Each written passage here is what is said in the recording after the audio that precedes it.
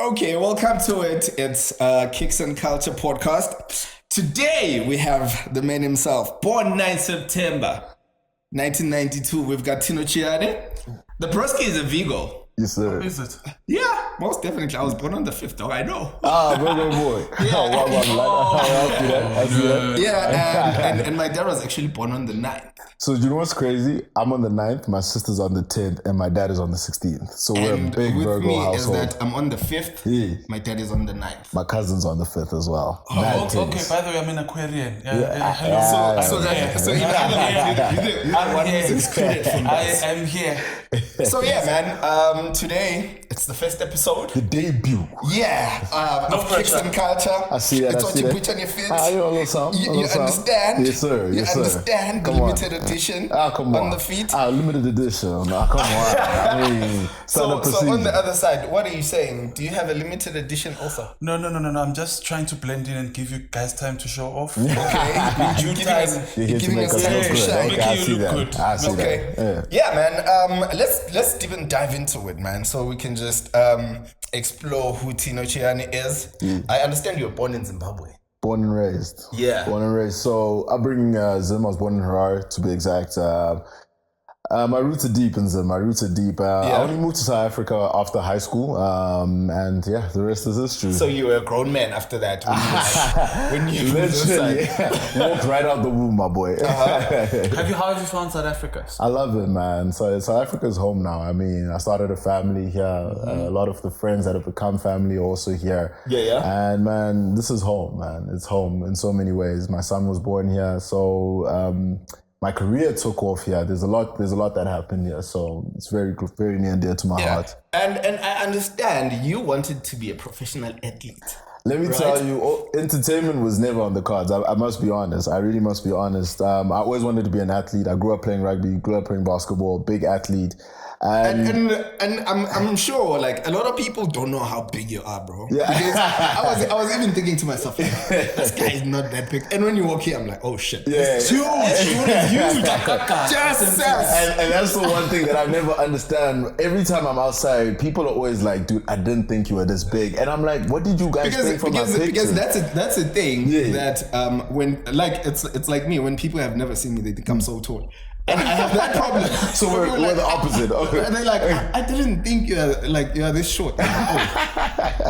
What were you expecting? Yeah, so You made their short list. Imagine. That's the problem. Damn. Yeah, but man, the name of the show is called Kicks and Culture. Definitely. And here we just talk about everything.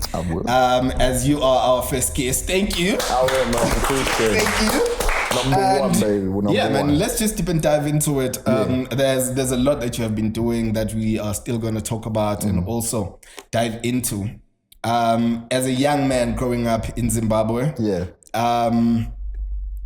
you have been one of the people that have been really, really different and also who came into the industry unexpectedly because a friend of yours actually put you on to be a model.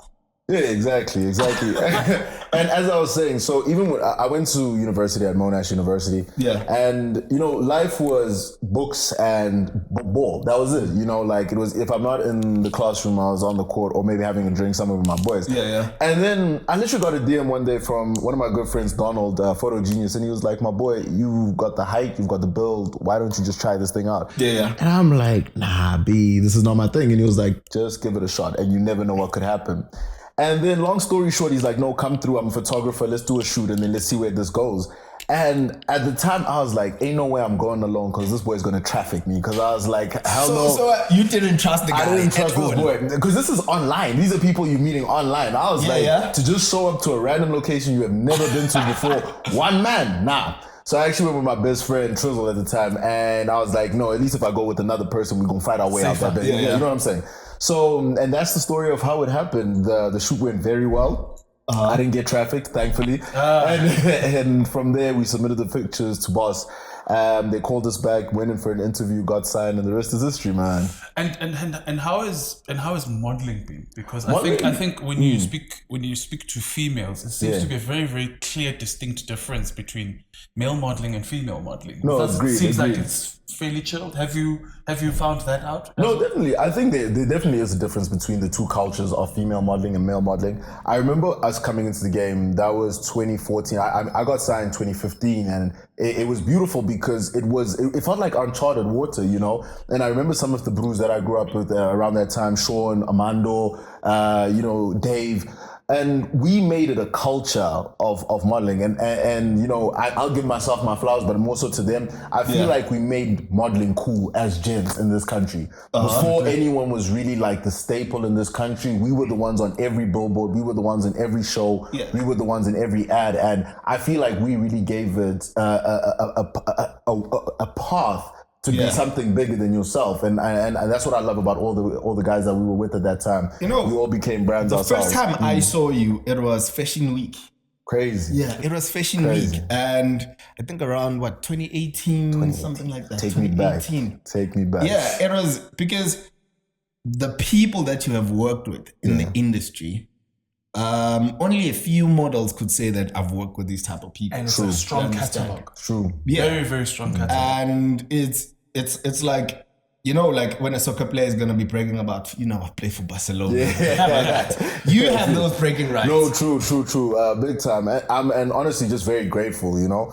I think the truth of it is when I came in, I was very hungry. Yeah. More so because my parents sent me here for school. So they were like, you're modeling now? What is all of this? So I had something to prove, you know. Were they very strict? They were very strict. Like, I've got typical Black African parents. They don't play that Christian. You're going to get your books. You're going to get your degree. You're going to find a good girl. You're going to get married. Do things the right way. And, you know, so for me, I've been the rebel child. I must admit, I've been very much the rebel child in all aspects of my life.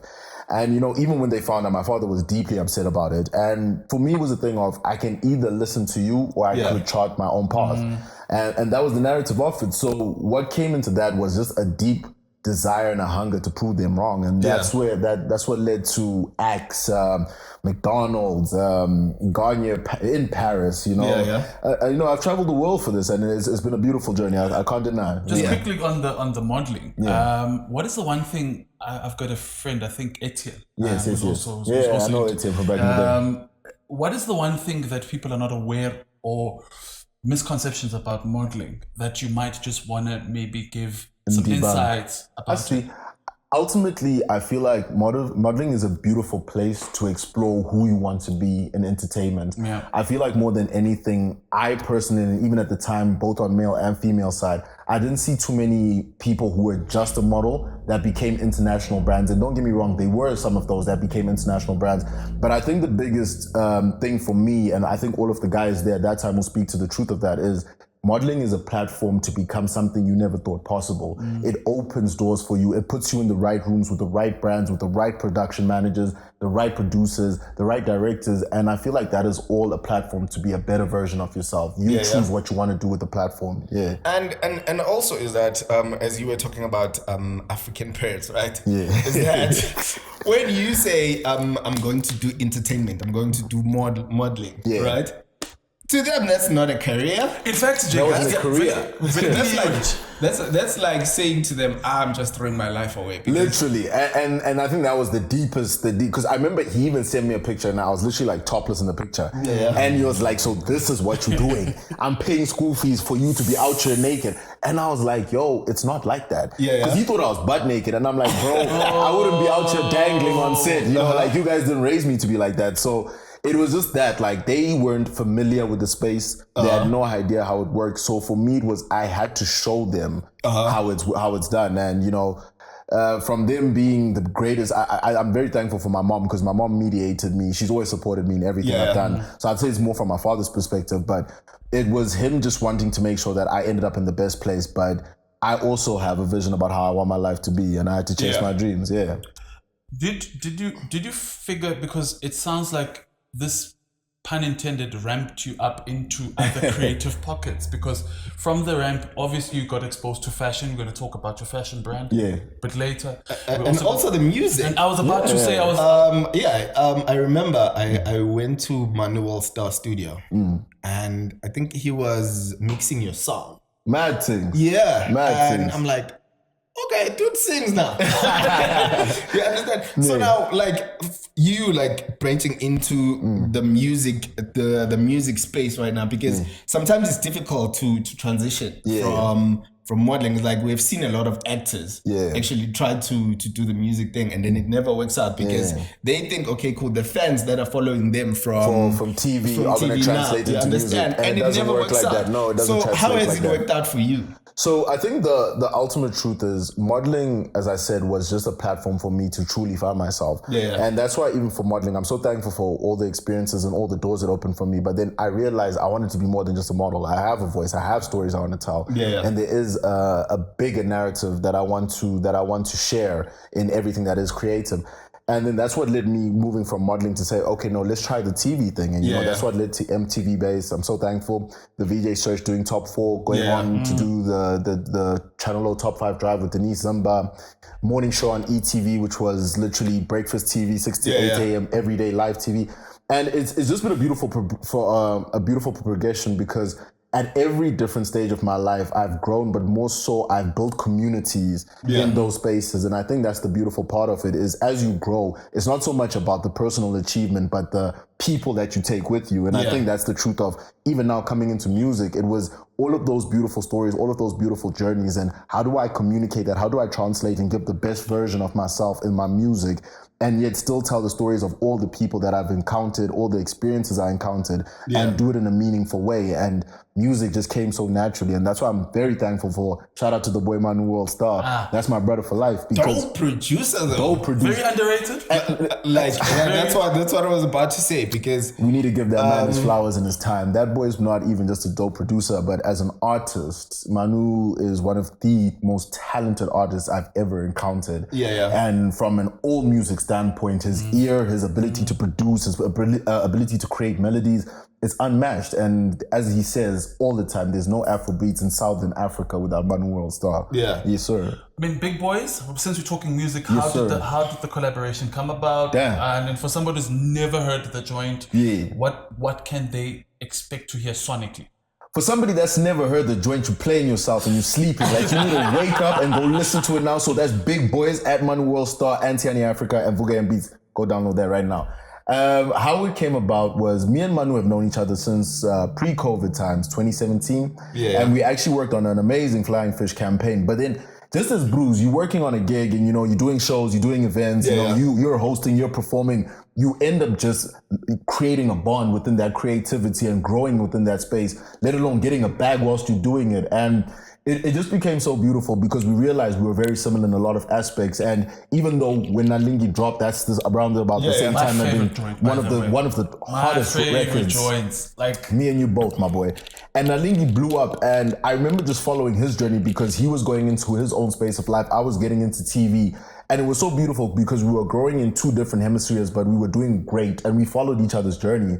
And then just fast forward, it just came into a space of, I dropped my first EP, Tiani, and then I actually reached out to him because I was like, yo, my boy, I've listened to your music.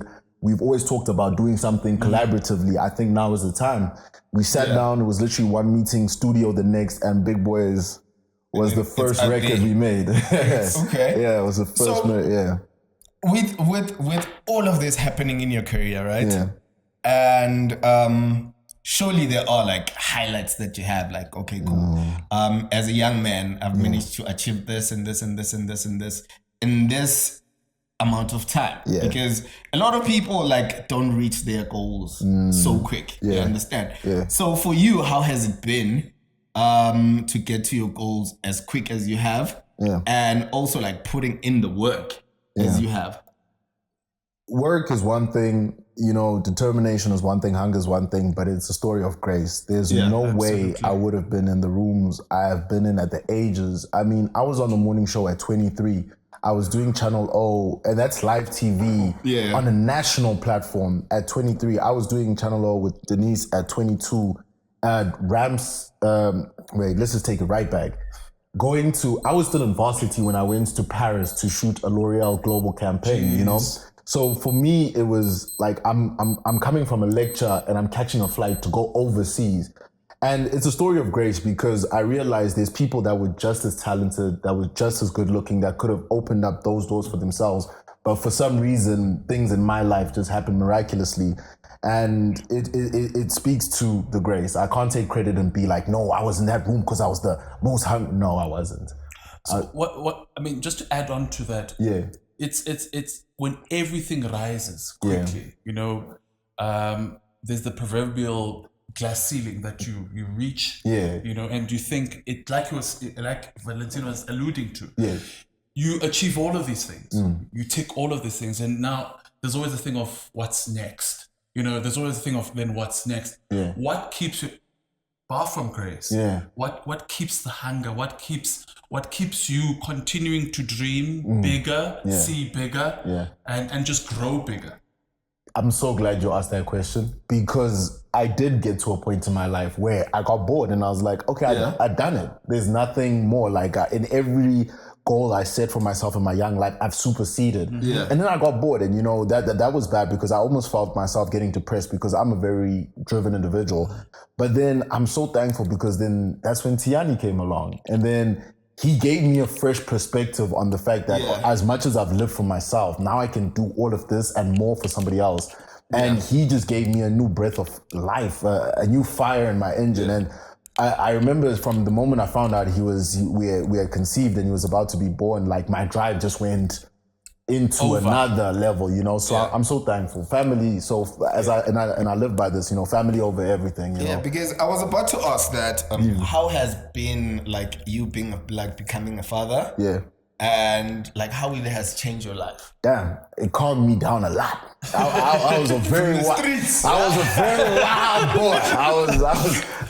So like it took you out of the streets. It took me out of the streets, man. It saved my life. It really did save my life. It gave me purpose again. It really did give me something to genuinely gravitate to. And I think beyond the career accomplishments, it gave me something that was bigger than myself. It gave me a legacy. It gave me something that I could live for. And I think something that he could look back on one day and have so much to look up to and see himself in my footsteps. So definitely family changed my life in so many ways. I'm very thankful. And also I think having a woman with a purpose. Definitely. And I always say this to my bros and any gen that I encounter, women will only ever be two things in your life. She'll either only be your greatest asset or your greatest liability. There's no in between. There's no shorty that can come into your life and then you stay the same. No, my boy, you're actually regressing. You're going backwards. Any good woman will come into your life and she will glow you up. It's just the grace, as they say, like even Adam and Eve, she came from his rib. So once you find that person, I promise you, your life will blossom. I mean, we're talking family now. I was listening to a conversation Nota was having on another platform, and he was just talking about the flowers that we need to give people like Questa, people like yourself, who are true embodiment of good fatherhood in the entertainment industry. Because there seems to be this negative connotation, especially for a father, in the music industry, in the creative industry. We just spoke about how things had to sort of dim down, things that sort of have to calm down. How have you handled that? I mean, you both, the mother and the father of the child, is in the public space. How are you handling that? It's never easy. And I think that the truth of that is even when people found out, there was a lot of backlash. As much as people do, that's the truth of the game. As much as people love you, a lot of people will hate you because the truth is when you're a public figure, people have this conception in their mind that you are always available to me. All the women always think, I'm always going to have a chance with this boy. And everybody has an opinion. And everybody has an opinion, and you're entitled to your opinion, but your opinion doesn't pay my bills. And that's why you have to get into a space where you're like, everything that's happening online is online. Because then I realize I see what's going on online, but when I go outside, it's never like that. That's what I wanted to ask you, right?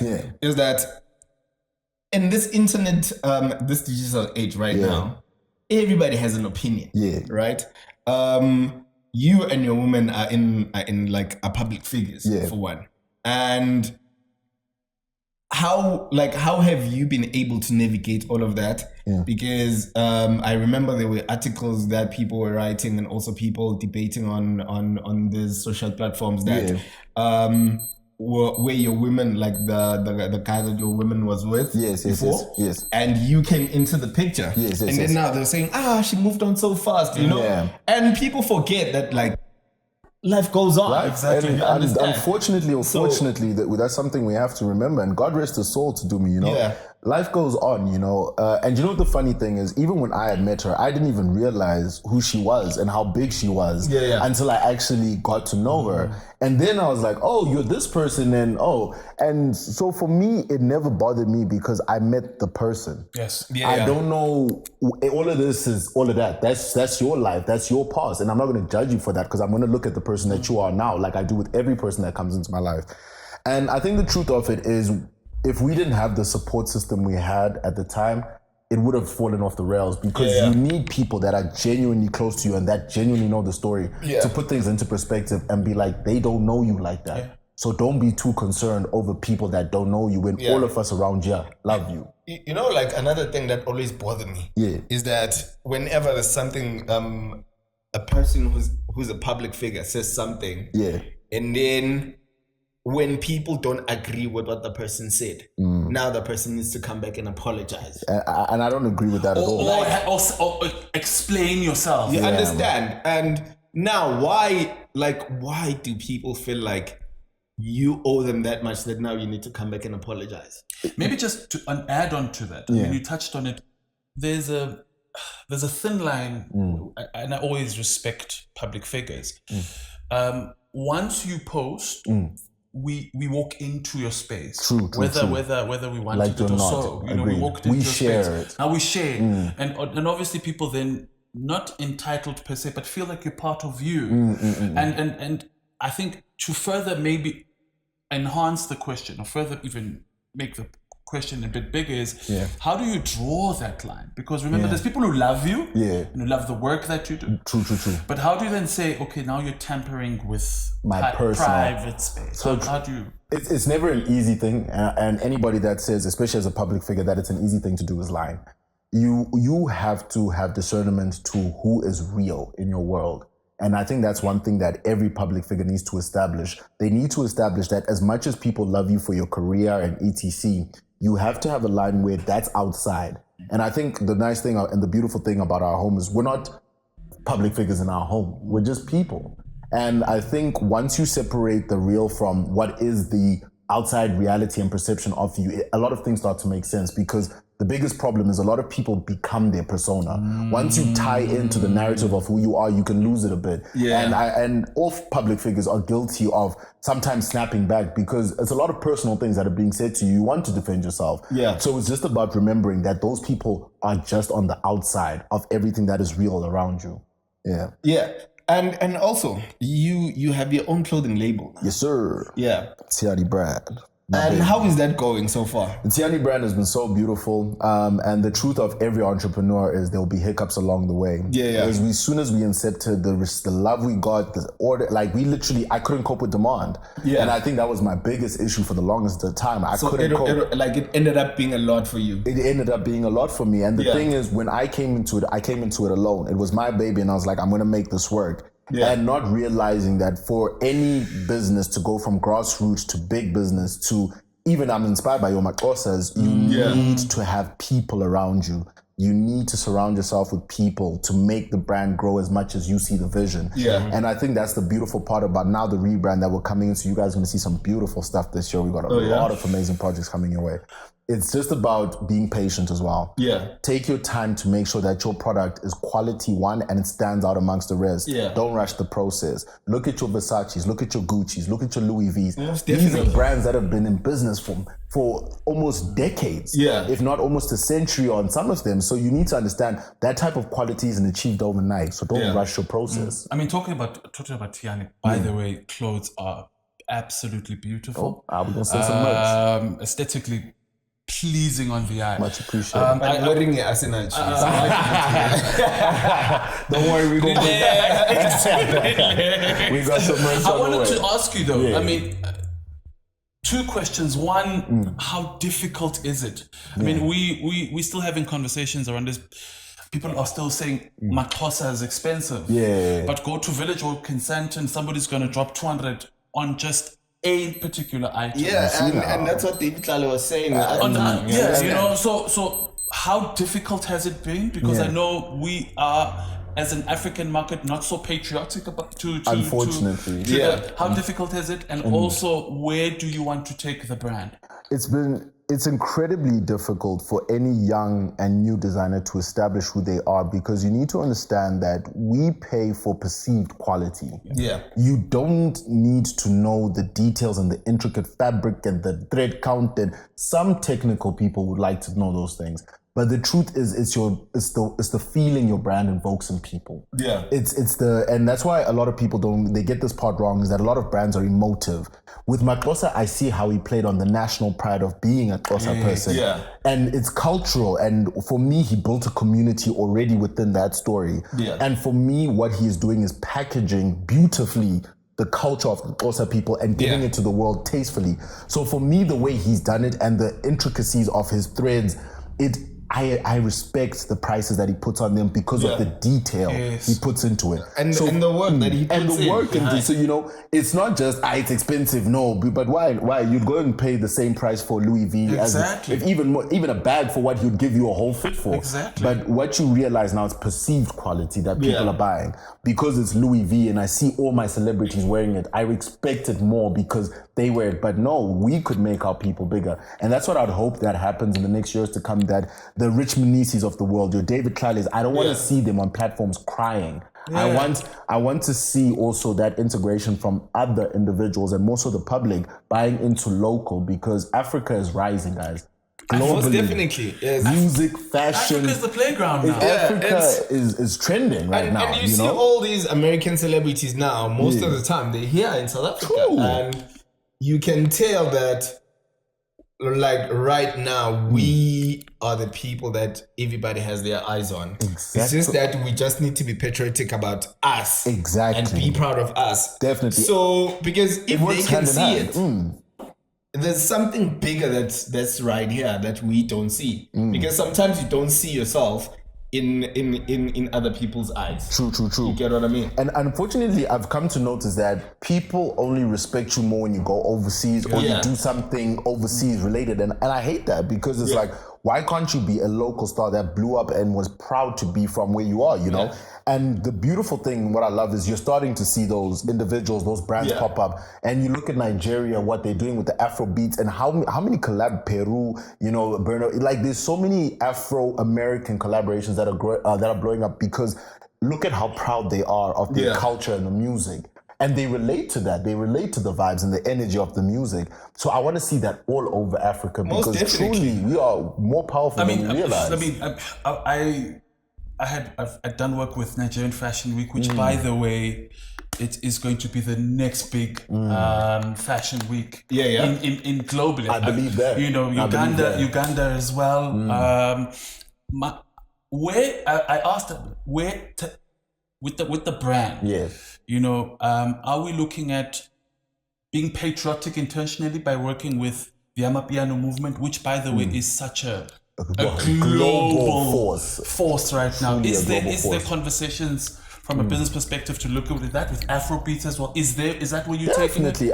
And I think the truth is, every conversation that I ever have with any of my people, let alone partners, anybody that I'm strategic with, our goal is never just to serve a small community. Our goal is always to export this to the highest possible plateau and the highest possible platform. There is no glory in thinking small. And I think the truth is, the same way Americans, Europeans export so much of their culture, why can't we do the same? We definitely need to do that. Definitely. And like, we have the already. platforms. Obviously we have the platforms. It's just that we just need to get in there and do the work. True. So I think it's from both sides. From the producing end of things, fashion, music, anything, television, we need to give them quality that is on a global square and a global playing field. And then same from the community side, we need the communities to buy into what's happening locally for us to truly be as big as we should be. Speaking about us being big, I mean, you have been exposed to all platforms, literally print, broadcast, television.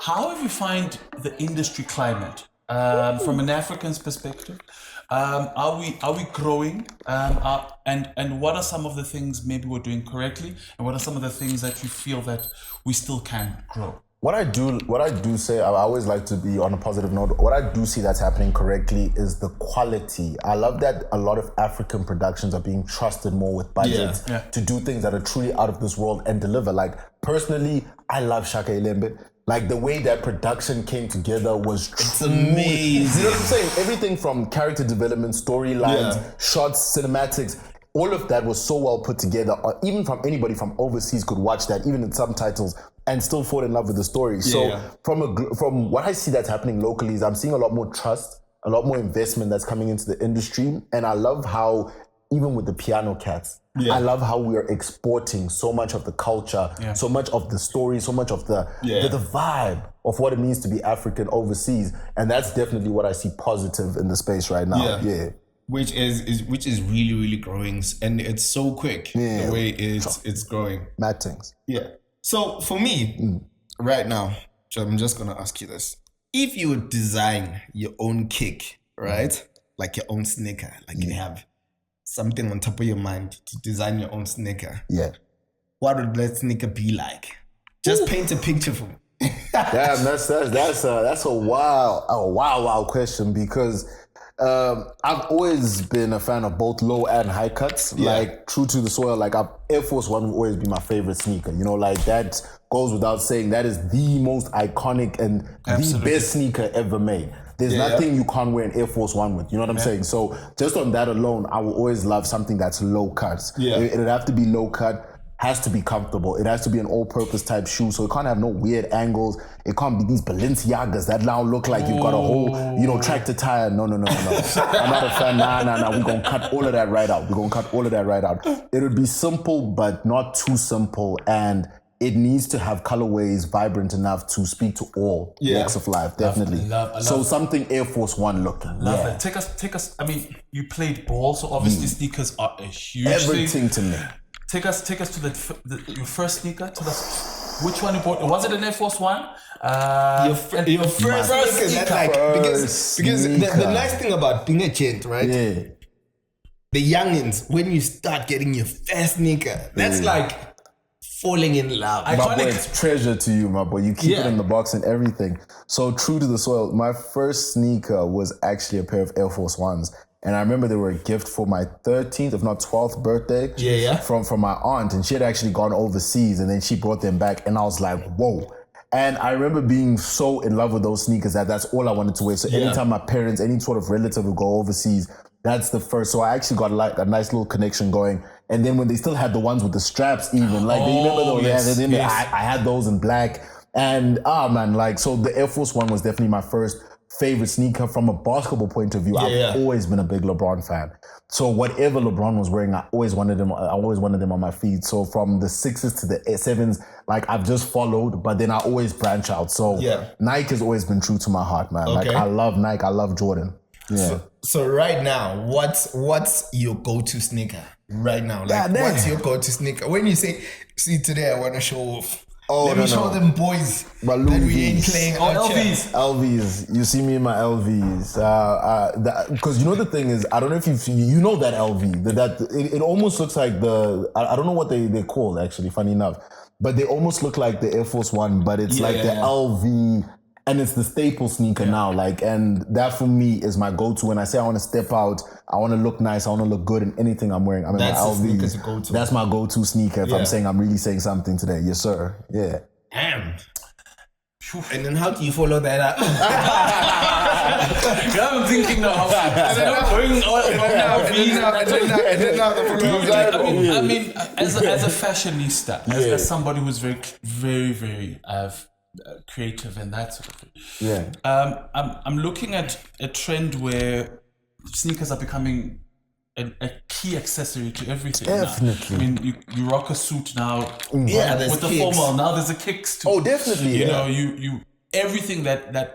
Are you thinking that is there now, with all these brands coming in, thinking about intentionally creating a piece that you could really wear it with every single item in your wardrobe? And that's what I think Air Force One managed to coin over all of the market. they managed to make a sneaker that literally looks good for everything. And that's why I feel like Louis V followed in their footsteps a little bit, but they also came with a very unique and creative product in their own sense, that their sneaker looks completely different to anything I've ever seen before. Yeah. But when it comes to sneakers, like for me, it has to, I know that different sneakers for different vibes, but for me, I'm big on, I want to wear this with almost anything I rock. Like it must be a sneaker that walks in a lot of aspects and parts of my life with me. Yeah. We're going to Father's Day fairly soon. Oh yes. You've been a dad. Happy, elated. Is such a thing. For us dads. No. Can't relate yet. can't relate yet. Soon. Yeah, can't relate. Yeah. One thing that fatherhood has taught you. Yeah. What is that one particular thing that fatherhood has taught you? Patience. Yeah. My God. That Fatherhood teaches you patience. Yeah. Not only with your kids, but with yourself. And I think the beautiful thing about watching Tiani grow is I look at where I was when he was born and I see how much we've both grown in each other's eyes. Yeah. And I think that's the beauty of family. It's having a certain group of people, even with your friends that become family. It's about having a set group of people that you grow and you live and you experience life with. And in that alone, like he's taught me so much. I've seen so much. And I've become a much better person since becoming a father. I'm more patient. I'm more calculated. I'm more strategic with everything I do. But I think I've also become more kind. I've also become more loving. And for me, the patience aspect to it, I can't thank him enough. Looking forward to go back home. Literally, you know what I'm saying? Especially after the hectic days, you know, because there's something about having your little unit that just makes the world make sense, you know? It doesn't matter how terrible it gets outside. These people love you unconditionally. Like, I know my boy, every time I pick him up from school, every time he sees me walk through the door, he's gassed. Like he jumps up, he has to come hug me. And for me, that little moment there, priceless. Whatever happens outside disappears. And I think sometimes as people, you just got to create that little unit of people, of community, of friends that makes the world make sense, because it's wild outside. It's wild. So from here on, what's next for Tino? What's coming up? What are you working on? So, you know, just bridging on perfectly from the Father's Day, we've got a beautiful event that's coming now on the 16th of June, which is going to be a public holiday. So we can drink. It's going to be a public holiday the next day. Of course. No work. We can relax. We can enjoy our lives. So we're going to be having a beautiful event paired with an amazing culinary experience. It's going to be a lot of great food. Drinks will be supplied. You can come through. It's for the whole family. It is geared towards dads, but we do celebrate family because we understand that in society, there are the women that also do play the role of dad as well, you know. So we never want to alienate anybody, and we want to make sure that the family unit stays together. Can just pull up. So we're going to have a beautiful screening. There's going to be movies for the kids. There's going to be PlayStation for the kids, scavenger hunt all over the hotel. We're going to have a whiskey tasting for the gents, you know, a beautiful networking event. Food is going to be amazing, and more so just those beautiful conversations about what it is to be a great parent. What are the pitfalls that we all experience? What are the great things that we all experience? And how do we as a collective of young individuals and young parents make sure that we do the best to make sure the generation after us goes in the better path than we took, you know? So 16th of June, Radisson, pull through. I'm going to be going crazy on it on the socials, so you'll find out where to get the tickets. Beyond that, the music, man. The music me and my new coming. Bangers.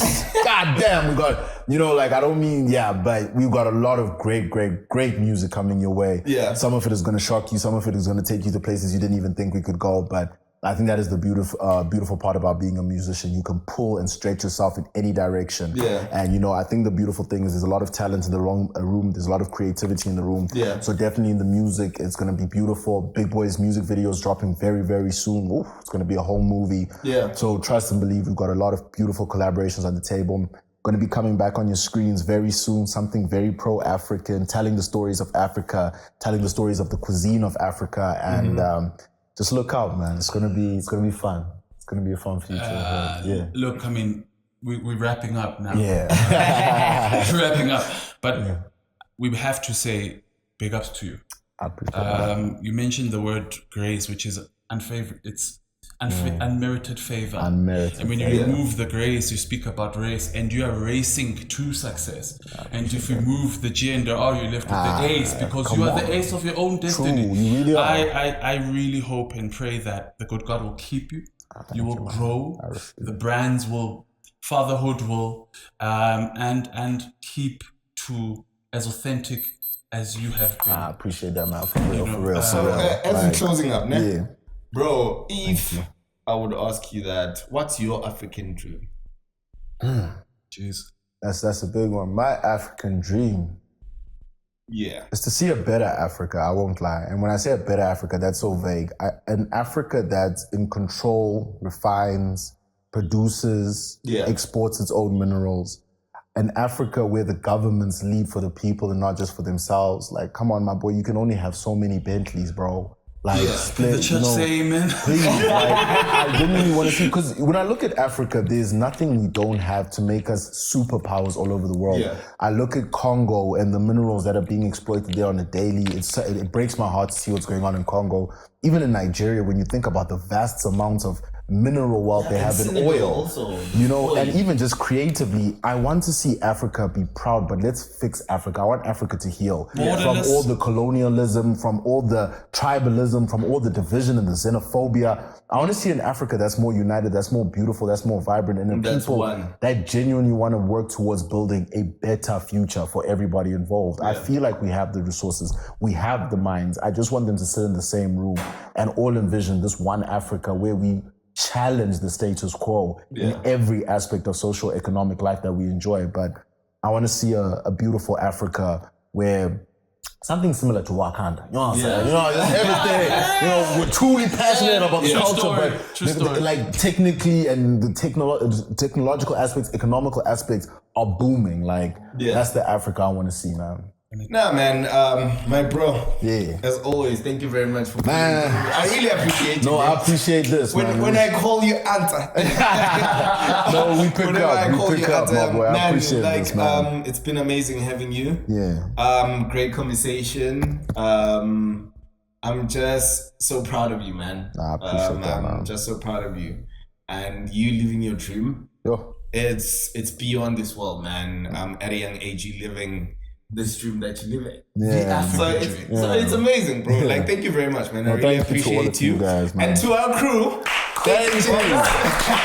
The real superstar. On episode one. Real superstar. Debut episode. Thank you to all of you. And to tell you the truth, bro, like, these are like the youngest people that we have on the crew. Like, for real? Yeah, everybody's under 25. Nah, he looked like he got kids. So everybody's under 25, man. I'm so proud of them, man. These guys are doing an amazing thing, and for them to pull this off. No, this is beautiful, man. So like, shout out to you guys. You guys are the real MVPs. We don't shine without you guys, man. Lighting, sound, everybody. So, man, everybody. So thank you everybody for watching. Just follow us on all of our social media platforms. It's at Evoke Radio Network. It's at Evoke Group Network, not Evoke Radio Network. At Evoke Group Network. And also make sure that you subscribe on this YouTube channel. Thank you very much. We out. Yeah.